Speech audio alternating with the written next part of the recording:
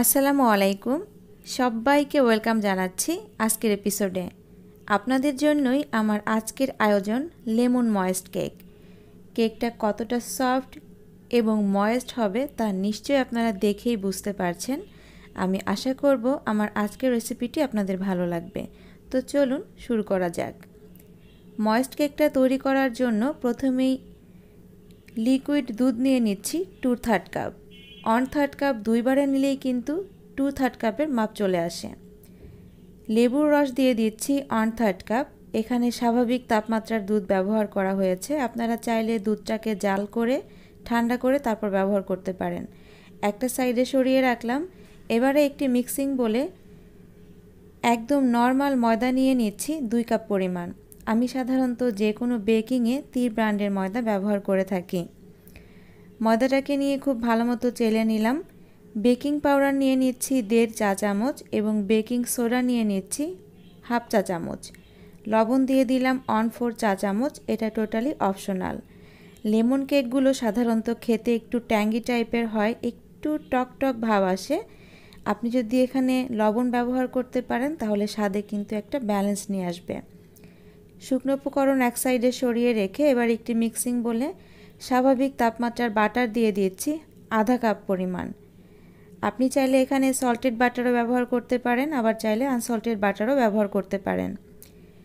লেবুর খোসা আমি একটু গ্রেট করে নিয়েছি। একটা লেবুর খোসা ব্যবহার করেছি, তবে লেবুর খোসাটা গ্রেট করার সময় অবশ্যই খেয়াল রাখতে হবে লেবুর খোসা থেকে যেন সাদা অংশ বেরিয়ে না আসে। এতে করে কিন্তু আপনার কেকটা তিক্তভাবে পরিণত হবে। এই পর্যায়ে দিয়ে দিচ্ছি চিনি। আমি 1 কাপ আরও 1/4 কাপ চিনি মেপে তারপর গুঁড়া করে নিয়েছি। সেই চিনিটাই আমি ধাপে ধাপে ব্যবহার করছি। যেহেতু চিনির পরিমাণটা একটু বেশি, চেষ্টা করবেন 2 থেকে 3 ধাপে চিনিটাকে ব্যবহার করে বিটারের একদম মিডিয়াম স্পিডে বিট করে নিতে। এখানে কোনো টাইম টেবিল আমি বলে দিচ্ছি না, কারণ এক একজনের বিটারের স্পিড এক এক রকম থাকে। সেক্ষেত্রে আপনাদেরকে দেখেই একটু বুঝতে হবে। চিনি আর বাটারটা যখন বিট করতে করতে একটু সাদাটে হয়ে ফ্লাপি হয়ে আসবে তখন একটা একটা করে ডিম অ্যাড করে দেব। আজকের রেসিপিতে টোটাল 3টা ডিম ব্যবহার করা হবে আর সব কিছু রুমের স্বাভাবিক তাপমাত্রায় থাকতে হবে। একটা ডিম বিট করার পরে যখন একটু মিক্স হয়ে আসবে তখন আরও একটা ডিম দিয়ে দিতে হবে। একই প্রসেস ফলো করে মোট 3টা ডিম ধাপে ধাপে দিতে হবে এবং খুব ভালো মতো বিট করতে হবে এবং শুরু থেকে শেষ পর্যন্ত বিটারের স্পিড একদম মিডিয়ামে রাখতে হবে। এই পর্যায়ে যেই শুকনো উপকরণগুলো আমরা চেলে রেখেছিলাম সেইগুলোকেও ধাপে ধাপে দিতে হবে এবং প্রতি ধাপে শুকনো উপকরণ মেশানোর সময় আগে থেকে আমরা যে দুধ এবং লেবুর রস দিয়ে একটা মিশ্রণ তৈরি করে রেখেছিলাম সেটা একটু একটু করে দিতে হবে এবং একটু একটু করে বিট করতে হবে। অর্থাৎ প্রতি ধাপেই ময়দা ব্যবহার করতে হবে এবং দুধ এবং লেবুর রস দিয়ে যে মিশ্রণটা আমরা তৈরি করে রেখেছিলাম সেটাও একটু একটু করে দিয়ে বিটারের মিডিয়াম স্পিডে বিট করে নিতে হবে। এখানে ভয় পাবার কোনো কারণ নেই। ময়েস্ট কেকের ব্যাটার আপনারা চাইলে বিটার দিয়ে মিক্স করতে পারেন, এতে করে কেক দেবে যাওয়া কিংবা কেক শক্ত হয়ে যাওয়ার কোনো চান্স নেই। যেহেতু বাটার ব্যবহার করা হয়েছে কেকের ব্যাটারটা কিন্তু এরকম তুলনামূলক ঘন হবে। আজকের কেকটাকে বেক করার জন্য আমি রাউন্ড 6 ইঞ্চি প্যান 2টা নিয়ে নেব। আপনারা যদি চান একটা প্যানে বেক করতে তাহলে 8 ইঞ্চি একটা প্যান নিয়ে নিতে পারেন। আর প্যানটাকে আমি কিভাবে প্রিপারেশন করেছি, কিভাবে কেকটাকে আপনারা ফ্ল্যাটভাবে বেক করতে পারবেন সেটার টেকনিক আমি কিছুদিন আগেই আমার চ্যানেলে শেয়ার করেছিলাম। যদি কেউ মিস করে যান তাদের জন্য আমি ডেসক্রিপশন বক্সে লিংক অবশ্যই শেয়ার করে রাখব।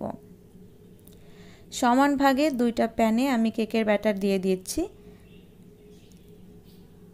এবার একটি কাঠির সাহায্যে ফ্ল্যাপ করে দিচ্ছি। এতে করে আপনার কেকের নিচের সাইডে ফাঁপা হবে না কিংবা কেকের ভেতরে অতিরিক্ত ছিদ্র ছিদ্র ভাব হবে না। কেকটাকে আজকে আমি 170 ডিগ্রি প্রিহিটেড ওভেনে আপ ডাউন হিট অন করে বেক করে নেব 35 থেকে 40 মিনিটের জন্য। ওভেনের ধরন, সাইজ, টেম্পারেচার অনুযায়ী কারো কিছুটা কম কিংবা কিছুটা সময় বেশিও লাগতে পারে। 40 মিনিট পরে আমি কেকটাকে ওভেন থেকে বের করে নিয়েছি এবং এই গরম কেকটাকে আমি এবার প্লাস্টিক র্যাপার দিয়ে র্যাপ করে রাখব। আবারও একই কথা রিপিট করছি, যারা কেক ফ্ল্যাটের টেকনিক মিস করে গিয়েছেন তারা চাইলে ভিডিও ডেসক্রিপশন বক্স থেকে সেই লিংক নিয়ে দেখে নিতে পারেন।